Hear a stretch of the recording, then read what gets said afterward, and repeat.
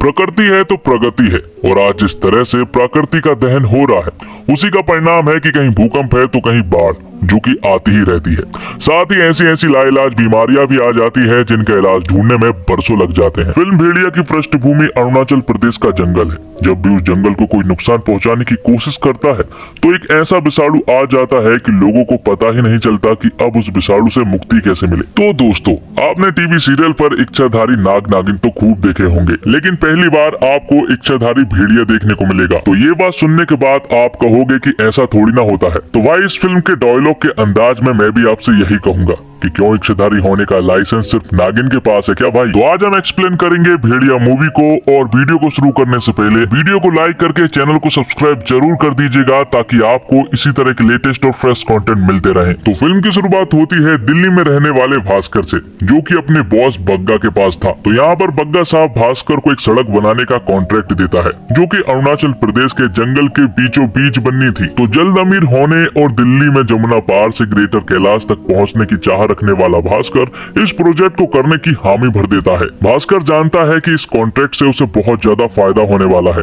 इसलिए वो अपने पुश्तैनी घर को गिरवी रख देता है और फिर तुरंत ही अपने कजिन ब्रदर जनार्दन के पास पहुंचकर उससे पैकिंग करने को कहता है। और जनार्दन आईएएस की तैयारी कर रहा होता है। वो बात और है कि उसे अरुणाचल प्रदेश की राजधानी नहीं मालूम, जिसके बाद भास्कर जनार्दन को बताता है कि उसे ये प्रोजेक्ट किसी भी हालत में पूरा करना ही है। इसलिए वो अगले ही दिन अरुणाचल प्रदेश के लिए निकल पड़ते हैं, जहाँ पर जाने के बाद उसकी मुलाकात होती है जोमिन से, जो कि वहीं पर रहने वाला एक स्थानीय निवासी है और भास्कर का बहुत अच्छा दोस्त है। और जब भास्कर ने जोमिन को ये सारी बातें बताई तो जोमिन भी उसकी हेल्प करने के लिए राजी हो गया था। अब ये सभी लोग उस छोटे से गांव में पहुंच चुके थे जहां पर की सड़क बनानी थी, और वहां के लोकल लोगों से इन्हें मंजूरी भी लेनी थी, जो कि इतना आसान नहीं था। इसलिए पांडा नाम का एक आदमी इनकी मदद करता है। साथ ही पांडा यहाँ पर भास्कर को गाँव के बारे में और यहाँ के लोगों की राय के बारे में कुछ बातें बताता है। और फिर अगले ही दिन ये लोग गाँव वालों को मनाने के लिए पहुंच जाते हैं, जहाँ पर काफी मनाने के बाद गांव वाले नहीं मानते हैं। भास्कर यहाँ पर गांव वालों को काफी सारे ऑफर भी देता है, लेकिन गांव वाले बिल्कुल भी नहीं मानते हैं, जिससे कि भास्कर पूरी तरह से निराश हो चुका था, क्योंकि उसे मालूम है कि ये कॉन्ट्रैक्ट उसके लिए कितना महत्वपूर्ण है। अब रात को जब ये सभी लोग अपने घर लौट रहे थे तो अचानक से बीच रास्ते में इनकी कार बंद पड़ जाती है, और जब भास्कर थोड़ी दूरी पर टॉयलेट कर रहा होता है तो अचानक से उसके पीछे एक भेड़िया लग जाता है, जिससे कि जनार्दन और जोमिन को ऐसा लगता है कि भास्कर मजाक कर रहा है। लेकिन बाद में उन्हें पता चलता है कि भास्कर मजाक नहीं कर रहा है, दरअसल उसके पीछे सचमुच ही एक भेड़िया लग गया है। इसलिए वो लोग भी उसके पीछे जाते हैं, लेकिन आखिर में हम देखते हैं कि वो भेड़िया भास्कर के पिछवाड़े में काट लेता है, जिसके बाद जनार्दन और जोमिन किसी तरह से उस भेड़िया को भगाते हैं। लेकिन अब प्रॉब्लम ये है कि वो लोग भास्कर को डॉक्टर के पास नहीं ले जा सकते, क्योंकि अगर उन लोगों ने भास्कर को डॉक्टर के पास लेकर गए तो गाँव में अफवाह फैल जाएगी कि विषाणु वापस आ गया है। दरअसल विषाणु एक भेड़िया ही है, लेकिन गाँव वालों ने उस भेड़िए को विषाणु नाम दिया है, जो कि लंबे समय के अंतराल पर गांव में वापस आता है। अब उनके पास कोई और रास्ता ना होने के कारण यहाँ पर जोमिन भास्कर को डॉक्टर अनीका के पास ले जा लेता है, और डॉक्टर अनीका जानवरों की एक डॉक्टर है, इसलिए ना चाहते हुए भी डॉक्टर अनीका को भास्कर का इलाज करना ही पड़ता है। लेकिन जब वो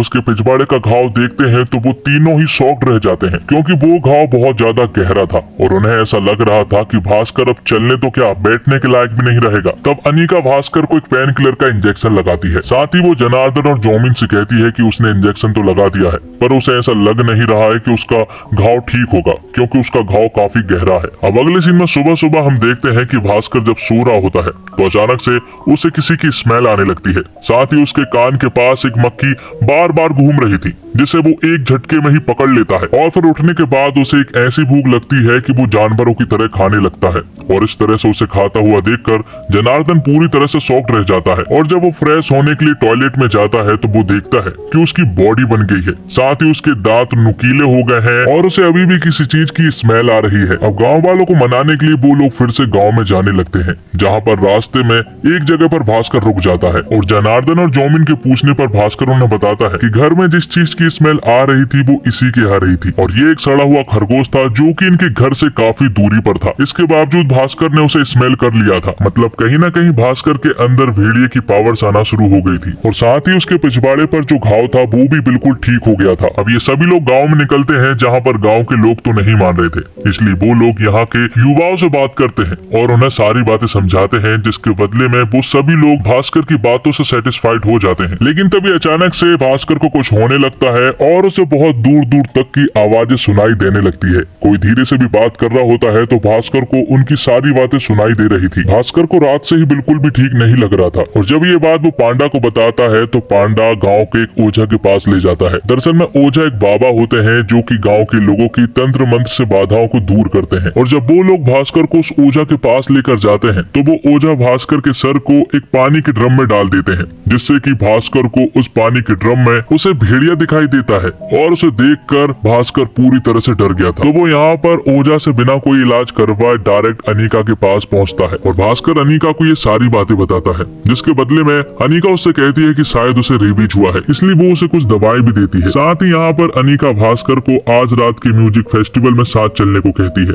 जिसके बदले में भास्कर भी हाँ कर देता है और फिर वो सभी लोग उस रात खूब एंजॉय करते हैं। लेकिन तभी अचानक से भास्कर को कुछ होने लगता है और उसे कुछ आवाजें सुनाई देने लगती है और ये सीन यहीं पर कट होता है। अब अगली सुबह इन तीनों को पता चलता है कि प्रकाश को किसी जानवर ने इंजर्ड कर दिया है और प्रकाश के पास उन लोकल लोगों के हस्ताक्षर किए हुए पेपर्स थे और भास्कर को उन पेपर्स की ही चिंता थी। और जब ये तीनों आपस में बात कर ही रहे होते हैं कि तभी अचानक से भास्कर को खून की उल्टियां होने लगती हैं। ये सब देखकर जनार्दन और जौमिन तुरंत ही भास्कर को लेकर अनीका के पास पहुंचते हैं। भास्कर का यहाँ पर पेट दर्द भी हो रहा था, इसलिए अनीका उसे एक इंजेक्शन लगाने वाली होती है, लेकिन भास्कर इंजेक्शन लगवाने से साफ मना कर देता है। तब यहाँ पर अनीका उसे जबरदस्ती इंजेक्शन लगाने लगती है तो अचानक से भास्कर उस बेड को मंजूलिका जैसे ऊपर उठा लेता है और ये लोग यहाँ पर भास्कर का एक अलग रूप देख पाते हैं। थोड़ी देर के बाद वो शांत भी हो जाता है, लेकिन इन सभी लोगों को इस बात की टेंशन हो रही थी कि आखिर उसे हुआ क्या है, क्योंकि रेबीज में ऐसी सारी हरकतें नहीं होती है। और फिर धीरे धीरे जनार्दन और जौमिन को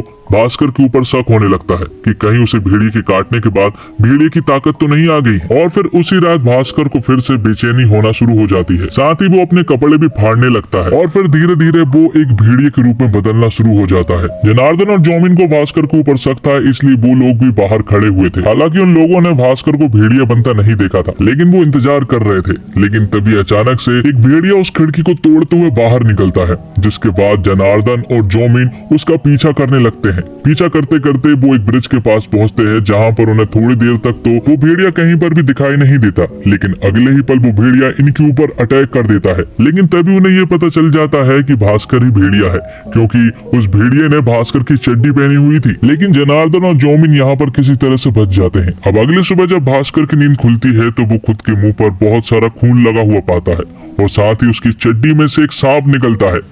लेकिन भेड़िया होने के कारण वो सांप भास्कर का कुछ भी नहीं करता है। लेकिन जब वो अपनी इज्जत को जैसे तैसे बचाकर घर पहुंचता है तो वहां पर वो जनार्दन और जौमिन को देखता है, जो कि उसे बुरी तरह से घूर रहे थे। साथ ही वो लोग यहाँ पर उस चड्डी को भी देख पाते हैं जो कि उस भेड़िए ने पहनी थी और उस चड्डी के पीछे एक बड़ा सा छेद भी था, जिसमें से उस भेड़िए की पूंछ निकली थी, जिससे कि यहाँ पर सभी को पता चल जाता है कि भास्कर ही भेड़िया है। तो भास्कर भी उन सभी को बता देता है कि रात होते ही उसके अंदर कुछ अचानक से बदलाव होने लगते हैं। उसके दांत बड़े हो जाते हैं, नाखून बड़े हो जाते हैं और बदबू सुगंध में बदल जाती है और सुगंध बदबू में। तो भास्कर को भी अब ये बात पता चल चुकी थी कि हर रात वो भेड़िया बनता है। लेकिन प्रॉब्लम ये है कि भास्कर जब सुबह उठा था और उसके मुंह पर जो खून था वो आखिर किसका था। तो इन्हें पता चलता है कि वो खून दरअसल में उस आदमी का था जो कि घूस लेकर इनकी सड़क बनवाने में हेल्प करने वाला था। और ये बात इन तीनों और अनीका के अलावा किसी को भी नहीं मालूम थी। और जब एक रात ये सभी लोग आपस में बात कर ही रहे होते हैं कि तभी अचानक से भास्कर को ये महसूस होता है कि उनकी बातें चोरी छुपे कोई सुन रहा है।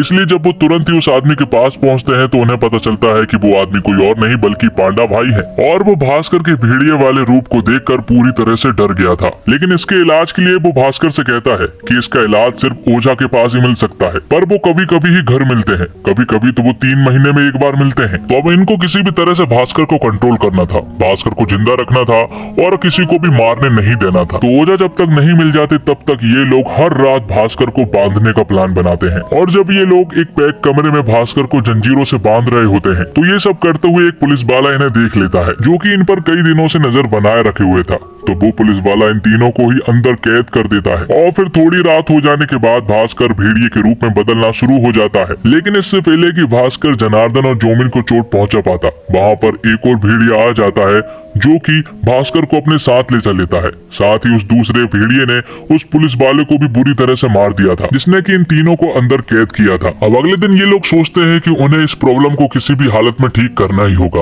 और ओझा भी मिल चुके थे, इसलिए तुरंत ही वो लोग ओझा के पास पहुंचते हैं। तो ओझा उन्हें उपाय बताते हैं कि जिस जगह पर उस भेड़िए ने तुम्हें काटा था और शरीर में जिस जगह पर उस भेड़िए ने काटा था, दोबारा अगर उसी जगह पर कटवाओगे तो तुम बिल्कुल ठीक हो जाओगे। ये बात सुनने के बाद ये लोग ऐसा ही करने का सोचते हैं। साथ ही वो लोग भास्कर के लिए एक सूट भी बनाते हैं, लेकिन उससे पहले अनीका भास्कर को जंगल घुमाती है और जंगल की अपनी सबसे फेवरेट जगह पर भी ले जाती है, जहाँ का दृश्य बहुत ही खूबसूरत था। और फिर वो लोग भास्कर को उसी जगह पर ले जाते हैं जहाँ पर कि उस भेड़िया ने भास्कर को काटा था। सब कुछ प्लान के मुताबिक चल रहा होता है और वो भेड़िया भी यहाँ पर आ चुका था, लेकिन तभी अचानक से यहाँ पर पुलिस वाले और लोकल रेबल्स यहाँ पर पहुंच जाते हैं और वो आते ही उस भेड़िए को शूट करने लगते हैं, जिससे कि वो भेड़िया इंजर्ड हो जाता है, जिसके पीछे पीछे भास्कर भी जाता है। और जब वो उसके पीछे जाता है तो यहाँ पर भास्कर को पता चलता है कि वो इंजर्ड भेड़िया कोई और नहीं बल्कि अनीका है। अनीका यहाँ पर भास्कर को बताती है कि वो 100 सालों से इस जंगल की रक्षा कर रही है और जो भी इस जंगल को मिटाने की कोशिश करेगा वो उसे मिटा देगी। और भास्कर को जो उसने काटा था वो काटा नहीं था, दरअसल अनीका तो उसे मारना चाहती थी, क्योंकि भास्कर जंगलों के बीच से सड़क बनाने वाला था। और उन लोगों को भी इसलिए मारा गया क्योंकि वो सारे लोग जंगलों को हानि पहुंचा रहे थे और सड़क बनवाने के पक्ष में थे। अनीका भास्कर को बाद में भी मार सकती थी, लेकिन अनीका चाहती थी कि भास्कर इस जंगल को समझे और समझने के बाद मेरी तरह इस जंगल की रक्षा करे। अनीका को तो ये भी नहीं मालूम था कि उसके काटने पर भास्कर के पास ये सारी पावर्स आ जाएगी। इतना बोलकर अनीका वहाँ से चली जाती है और उसके वहाँ से जाते से ही पुलिस वाले उसे शूट करके अपने साथ ले जा लेते हैं। तभी भास्कर को इस बात का एहसास होता है कि उसे ऐसा लग रहा था कि वो हीरो है, लेकिन उसे अब पता चल रहा है कि हीरो दरअसल में वो नहीं बल्कि वो भेड़िया है जो कि उसके अंदर है और वो उस जंगल की रक्षा कर रहा है जिसे कि लोग बर्बाद करना चाहते हैं। अनीका की वो सारी बातें सुनने के बाद भास्कर की आंखें खुल चुकी थी और वो तुरंत ही अनीका को बचाने के लिए पुलिस के अड्डे पर पहुंच जाता है, जहां पर एक तगड़ी फाइट होती है जिसमें कि भेड़िया यानी कि भास्कर उन पुलिस वालों के साथ साथ रेबल्स को भी मार देता है। लेकिन आखिर में एक पुलिस वाला अनीका को गोली मार देता है, जिससे कि अनीका पूरी तरह से इंजर्ड हो जाती है। अब धीरे धीरे अनीका की हालत बहुत ज्यादा बिगड़ने लगी थी, इसलिए भास्कर अनीका को उसकी फेवरेट जगह पर ले जाता है, जहाँ पर अनीका अपनी बची कुची आखिरी सांसें लेती है और फिर उस पहाड़ी से नीचे गिर जाती है। और ये सीन यहीं पर कट होता है। ये सारी चीजें हो जाने के बाद भास्कर गांव वालों के सामने आता है और गांव वालों से कहता है कि अब सड़कें जंगलों के किनारे किनारे बनेगी और जंगलों को बिल्कुल भी नुकसान नहीं होगा। और फिल्म के आखिरी सीन में हम इस तरह के दो कैरेक्टर यानी कि बिट्टू और विक्की को देखते हैं, जो कि जना को ढूंढते हुए उसके घर पहुंच चुके थे। दरअसल जना के घर वालों ने उसके चचेरे भाई भास्कर के पास उसे भेज दिया था ताकि उसका गाँव से कोई भी कॉन्टेक्ट ना रहे, खास करके अपने दोस्तों से। और उनकी ये बातों से हमें पता चलता है कि स्त्री 2 का आना तो एकदम तय है। तो दोस्तों, हिंदी फिल्म जगत में हॉरर और कॉमेडी फिल्मों का हमेशा से एक विशेष दर्शक वर्ग रहा है जो इस तरह की फिल्म को चलाता रहा है, मगर हॉरर कॉमेडी के कॉम्बिनेशन वाला सिनेमा बॉलीवुड में ज्यादा देखने को नहीं मिलता। मगर भूल भुलैया और गोगुआ गॉन जैसी कुछ फिल्मों के बाद अमर कौशिक वो फिल्मकार साबित हुए हैं जिन्होंने स्त्री के रूप में सुपरहिट हॉरर कॉमेडी दी थी। और अब ये वरुण धवन और कृति सेनन के साथ हॉरर और कॉमेडी के रंग में रंगी भेड़िया लेकर आए हैं। लक्ष्मी, रूही, भूल भुलैया 2 और भूत पुलिस के बाद दर्शकों में डर और हास्य के मिश्रण को लेकर एक समझ डेवलप हुई है।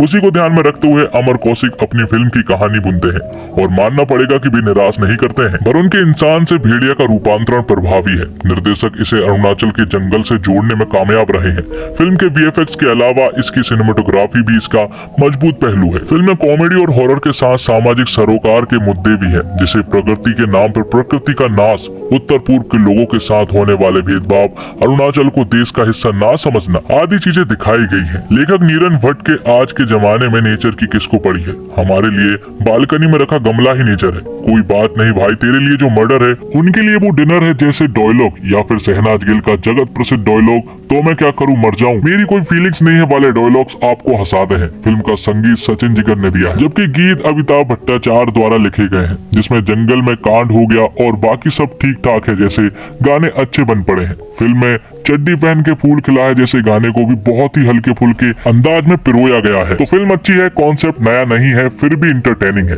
बॉलीवुड में ऐसी फिल्मों का बनना चलन नहीं था, लेकिन रोहित रॉय की जुनून इसका कंपैरिजन भी नहीं है। भेड़िया में आपको एमसीयू के स्पाइडरमैन वाली फीलिंग आती है, क्योंकि पीटर पार्कर भी एक मकड़ी के काटने से मक्कड़ मानव बना था, और यहाँ पर वरुण धवन भेड़िए के काटने से एक इच्छाधारी भेड़िया बन गया है। और फिल्म भेड़िया कॉमेडी और ड्रामा का एक परफेक्ट कॉम्बो है। वरुण धवन ने अपने लिए एक नए तरह के किरदार के साथ ईमानदारी के साथ न्याय करने की कोशिश की है। उनकी कॉमिक टाइमिंग ने लोगों का ध्यान खींचा है, वह स्क्रीन पर सही तरीके से दिखे हैं। फिल्म में कृति सेनन का किरदार भी लोगों को बांधे रखने में मदद करता है। अभिषेक बनर्जी ने हमेशा की तरह इस बार भी लोगों को आकर्षित किया है। उन्होंने इस फिल्म को अपनी अदाकारी से इंटरटेनिंग बनाया है। स्क्रिप्ट राइटर्स ने अच्छा काम किया है और फिल्म में बेहतरीन वन लाइनर्स और पंच लाइन्स डाले हैं, जो आपको हंसने का पूरा मौका देते हैं। फिल्म में अरुणाचल की खूबसूरती देखने को मिलती है और फिल्म के 3D होने पर प्रकृति को फील करने का पूरा मौका मिलता है। फिल्म में इस्तेमाल किए गए VFX भी लोगों का ध्यान खींचते हैं। वरुण धवन को इंसान से भेड़िए में बदलने का काम काफी अच्छी तरीके से किया गया है, और अभिनय के मामले में भी सभी ने बहुत ही अच्छा काम किया है। वरुण भास्कर और भेड़िए दोनों ही रूप में हास्य और हॉरर का संतुलन बनाने में कामयाब रहते हैं। उनके किरदार के ओवर द टॉप जाने की पूरी संभावना थी, मगर उन्होंने अपने किरदार को जरा भी नाटकीय नहीं होने दिया। बदलापुर, सुई धागा और अक्टूबर जैसी फिल्मों के बाद इस फिल्म में वरुण अभिनेता के रूप में कुछ पायदान और चढ़ जाते हैं। कृति सेनन अपने अलग रोल और लुक में जचती हैं। फिल्म में उनकी भूमिका काफी अहम है। अभिषेक बनर्जी और दीपक डोबरियाल को फिल्म में अच्छा खासा स्क्रीन स्पेस मिला है, और दोनों ही कलाकारों ने अपने अभिनय के दम पर कॉमेडी की खुराक को पूरा किया है। अभिषेक की कॉमिक टाइमिंग अच्छी है। जोमिन के रूप में पालिन कवाक मासूम और भले लगते हैं और कॉमेडी में खूब साथ देते हैं। फिल्म के अंत में स्त्री से कनेक्शन भी दिखाया गया है, और भेड़िया को लिखा है नीरन भट्ट ने। वो बाला और तारक मेहता का उल्टा चश्मा जैसे प्रोजेक्ट्स पर काम कर चुके हैं। कॉमेडी पर उनकी कमांड काफी मजबूत है। उनका नमूना आपको यहाँ भी पूरी फिल्म में दिखेगा। डायरेक्टर की बात करें तो अमर कौशिक के डायरेक्शन की 2018 में स्त्री को उन्होंने ही डायरेक्ट किया था। कागज से स्क्रीन पर लाने में अमर कहानी की इंटरटेनमेंट वैल्यू को फीका नहीं पड़ने देते। नीरन की रची छोटी सी दुनिया को इस कदर पेश किया गया है कि फिल्म देखते वक्त उसके बाहर की दुनिया पर ध्यान नहीं जाता। 2 घंटे 36 मिनट के रन टाइम के दौरान कुछ चीजें भले ही खटके, लेकिन वो ऐसी नहीं कि फिल्म को खारिज कर दिया जाए। तो फिल्म का फर्स्ट हाफ में कॉमेडी और सेकंड हाफ में एक्शन है। फिल्म का फर्स्ट हाफ एवरेज है और कॉमेडी ज्यादा है, वहीं फिल्म के दूसरे हाफ में एक्शन है। वहीं फिल्म कई जगह पर स्लो नजर आती है और कुछ सीन्स को देखकर ऐसा लगता है कि इनकी जरूरत ही नहीं थी। लेकिन भेड़िया बना भास्कर और अभिषेक की कॉमेडी आपको बतौर दर्शक बांधे रखने में कामयाब दिखती है। फिल्म के निर्देशक अमर कौशिक है और एक बार फिर उन्होंने बखूबी काम किया है। अमर को हॉरर और कॉमेडी मिक्स करके ट्रिक बखूबी आती है, जो बिल्कुल भी आसान काम नहीं है। फिल्म की स्टोरी नरेन भट्ट ने लिखी है और काफी सफाई से उन्होंने हर सीन को लिखा है। कैरेक्टर ग्रोथ, फनी क्लाइमैक्स और विग रिवील के साथ पूरे नंबर मिलते हैं। भेड़िया एक विजुअल ट्रीट है जो नॉर्थ ईस्ट इंडिया की खूबसूरती और प्रकृति को भी बखूबी दिखाती है। फिल्म के VFX और स्पेशल इफेक्ट्स कमाल के हैं और कई हद तक इंडियन सिनेमा के सबसे बेस्ट भी हैं। फिल्म में आदमी और जानवर के कॉन्फ्लिक्ट को सादगी से दिखाया गया है, जो सच में इम्प्रेस करता है। फिल्म में नॉर्थ ईस्ट के लोगों को चाइनीज या आउटसाइडर आदि कहने के मुद्दे पर भी बहुत ही अच्छी बातें कही गई है। और इसी के साथ ये एक्सप्लेनेशन यहीं पर खत्म होता है। तो दोस्तों, उम्मीद करता हूँ आपको वीडियो पसंद आई होगी। वीडियो पसंद आई हो तो वीडियो को लाइक जरूर कीजिएगा, और इसी तरह के वीडियोस पाने के लिए आप हमारे इस चैनल को सब्सक्राइब भी कीजिएगा, ताकि आपको इसी तरह के लेटेस्ट और फ्रेश कंटेंट मिलते रहे। मिलते हैं एक और धमाकेदार वीडियो के साथ, तब तक के लिए आप हमारे इस चैनल के साथ बने रहिए।